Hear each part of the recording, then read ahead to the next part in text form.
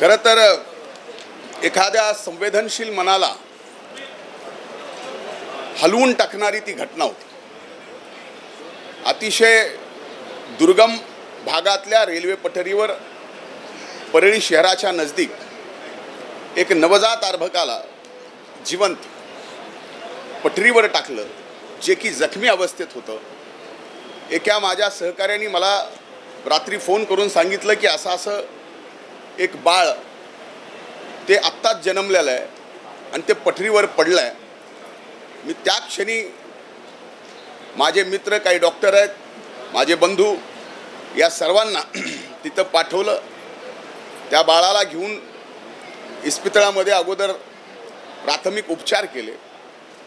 ती वाचू शकते याची खात्री काही बालरोग तज्ज्ञाकडून मी करून घेतली। त्या क्षणाला तिच्यावरती पूर्णपणानं आम्ही इलाज चालू केले।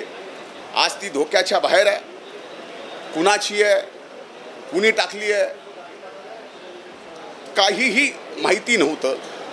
म्हणून त्या क्षणाला एक संवेदनशील मनाचा माणूस म्हणून त्या बाळाची पूर्ण जबाबदारी लग्न होईपर्यंत ही मी स्वतः घेतली।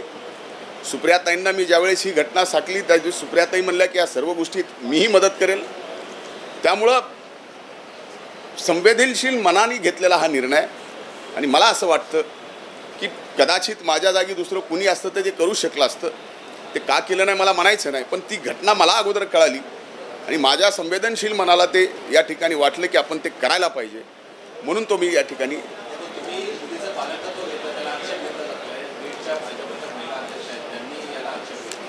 त्यांनी आक्षेप घेण्याच्या ऐवजी त्या स्वतः ज्यांनी माझ्यावरती या ठिकाणी आक्षेप घेतला आहे त्या स्वतः बाल आयोगाच्या सदस्य आहेत असं मला आत्ता कळतं। जर त्या सदस्य असतील, बाल आयोगाच्या असतील आणि त्या स्वतः जर गायनेकॉलॉजिस्ट असतील तर त्यांनाही त्या हृदयालाही संवेदनाला असायला पाहिजे होत्या। मी निर्णय करायच्या अगोदर त्यांनी त्या बाळाची जर जबाबदारी घेतली असती तर माझ्यावर आक्षेप घ्यायची वेळ आली नसती, आणि त्यांनी जर माझी जबाबदारी त्यांनी घेतली असती तर मी आक्षेप घेतला नसता, तर त्यांचं मोठ्या मनानं स्वागत केलं असतं।